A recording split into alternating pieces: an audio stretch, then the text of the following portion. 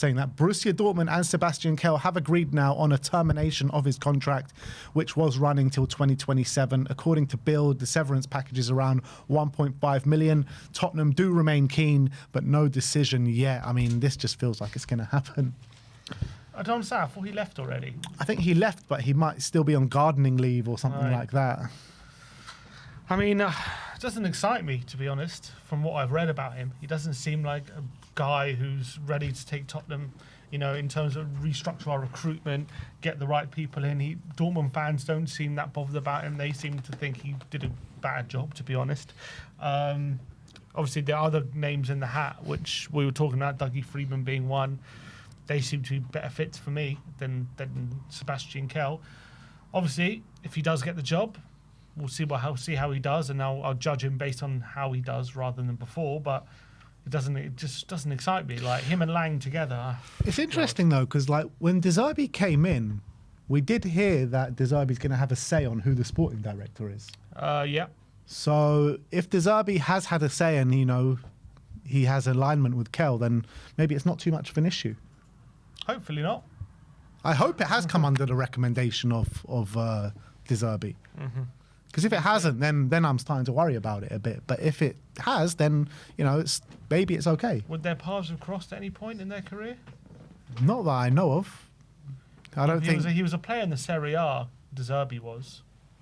What, Sebastian Kehl? No, Sebastian Kehl was in the Bundesliga. Yeah. I'm saying De Zerbi was a player in Serie A. I'm just trying to think if they ever crossed paths as players.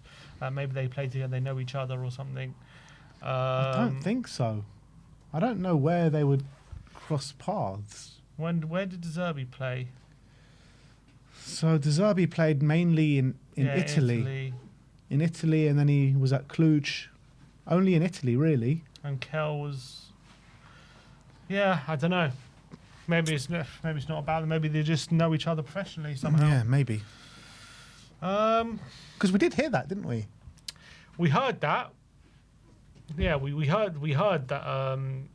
De Zerbi's going to have a say. They want to give De Zerbi more power. So, yeah, I don't know. I don't know what to think about it. I don't know if De Zerbi's picked him or not. For me, I'm just judging him by what I know from what he's done at Dortmund, and it doesn't seem that impressive. Yeah, it's true.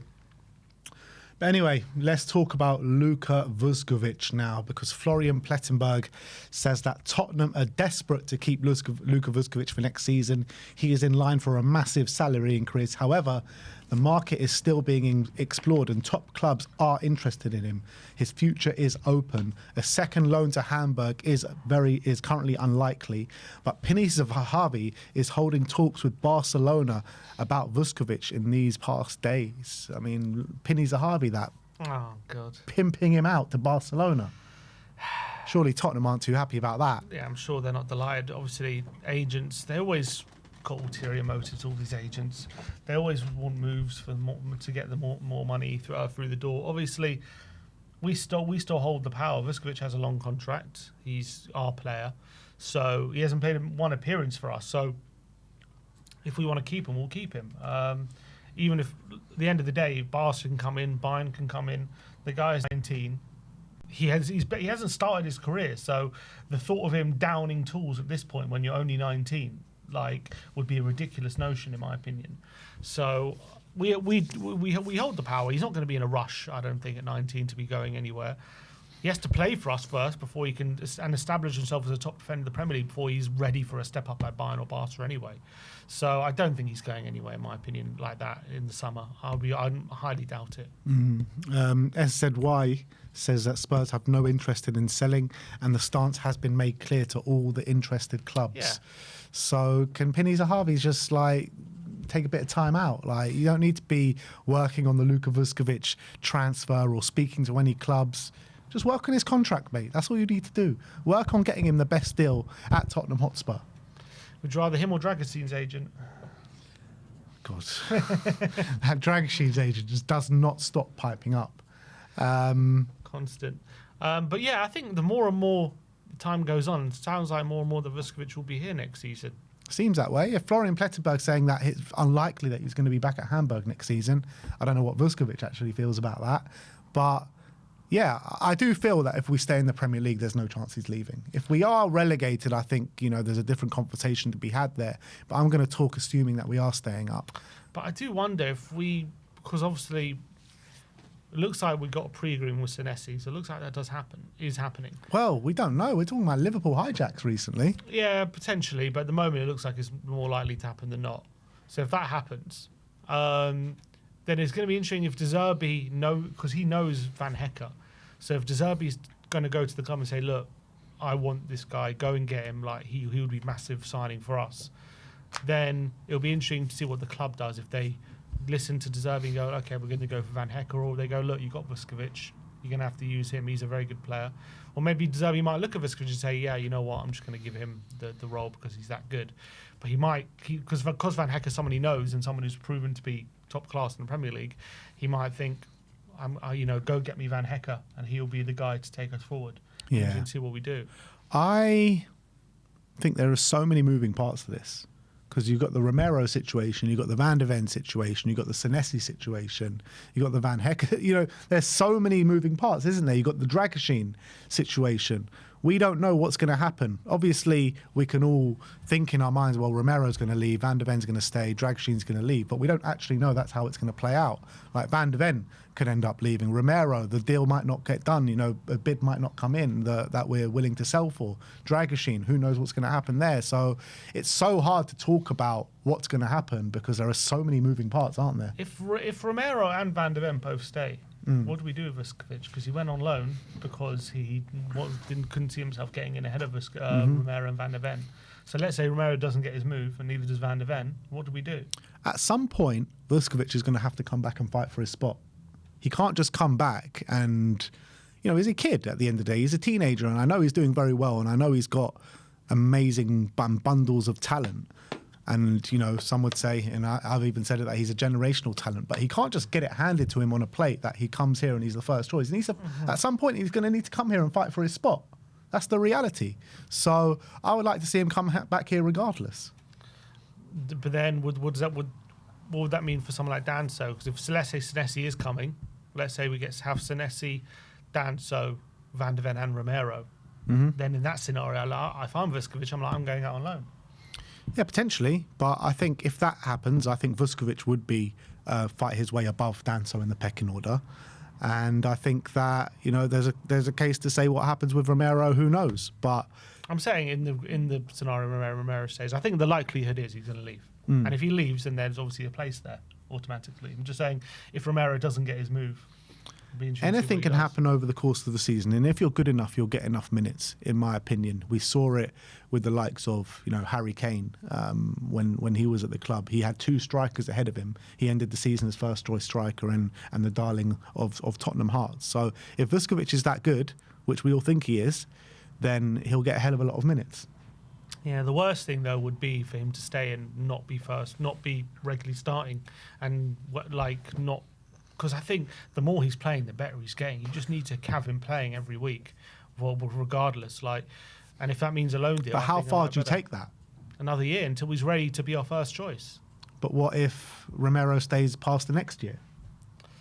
If Romero stays, well, then you get rid of Danso. But I don't think Danso's an issue, because I think Vuskovic will be above Danso in the pecking order. He'll show himself to be that good. So I don't think Danso's an issue. It's going to be an issue for Danso, not for Vuskovic. Okay, so then you wouldn't have five. What's the point of keeping Danso around then? Fine, you can look to sell him at some point. I think Danso will be looked to sold at some point. But you can't. I guess I would bring Vuskovic back regardless, because I think if he's that good, he'll get the game time and he'll put himself above Danso. I think if we're happy to sell Danso, I'll bring Vuskovic back. But if we want to keep him around and Romero staying and Senesi's there and Van de Ven, I think just loan out Vuskovic again, I would. I don't think it's an issue having the players. So if Danso doesn't get enough playing time, he doesn't get enough playing time, and then he'll look to leave at some stages. I don't think it's the biggest issue. I think it's just, I don't know. I don't think you need five. You don't need 5, but if you end up with 5, it doesn't mean that Vuskovic should get a lack of playing time. If he's that good, he'll get the playing time. No, if it ends up like that, 100%, but I don't think that's how you plan it. That's not how you plan it, but sometimes you can't, We're talking about how to plan. Yeah, but obviously it doesn't always work out like that, though, does it? I mean, if it's somehow... If it was in a European season, yeah, that's fine. then, That's it'd be different. But now we're in a Premier League season, no European football, we're not held to the numbers. So I don't think it makes too much of a difference. I'm talking about how should we plan this going into next season? Obviously, if it ends up that we want to keep Vuskovic, we try to sell Romero and it doesn't happen, we just I'd prefer to keep 5 around. Of course, I'd prefer it. I'm just talking about how the club would plan it. They're not going to plan to have Romero, Van de Ven, Vuskovic and Senesi and Dancer. That won't be the plan. I think maybe it should be. Because when you're looking at it and the problems that we had over the last 2 years, we should be extra cautious. So we should plan to have 5 centre-backs around and have cover under all circumstances. I don't think it would be the plan. I think it should be, though. Fair enough. I mean, look, in theory, I'd love to have 10 defenders and have every base covered. It's just not going to happen. Yeah. Like 5 players for 2 positions over the course of, you hope to go deep in the FA Cup, you hope to go deep in the League Cup, you hope to have, obviously you'll have 38 games in the Premier League as well. It's not exactly crazy amount of players. Like, plenty of clubs have had that many centre-backs on their books. No, it's different. Let's say you're looking at Arsenal, the difference is that all their sub-centre-backs are also full-backs. So if you look at Danso and Senesi, they're just centre-backs. So if we have an injury at left-back, you're not going to see them go there. You've got Van de Ven, who can play left-back. Yeah, you got Van de Ven, but obviously we're going to sign a left-back, aren't we? So when you look at Arsenal, like all their centre-backs, they always get game time regardless of whether Saliba and Gabriel fit, because there's their rotation in the full-back. So it's very different to what this situation would be, where you have 5 just natural centre-backs, literally. Like, look at Manchester United this season. How many centre-backs do they have on their books? Surely they got like about 5, maybe even more. Yoro, De Ligt, Maguire, Martinez. There was one more in there as well, wasn't there? Oh, Heaven's a youngster, yeah. And Heaven as well, who's seen significant game time. Yeah, he's a youngster. And they've not had European football, but, because of the situation they're in, all of them have seen game time. But yeah, but was the plan for Heaven to be seen game time beginning of the season? Probably not. It's just happened because of injuries, but yeah. Yeah, but this happens, and this has happened to us more than anyone else over the past 2 or 3 seasons. So I think the plan should be to keep 5 centre-backs around. I really do. I mean, I'm happy with it. I just don't think it would be. Anyway, that is your Tottenham update. Let us know your thoughts in the comments section below.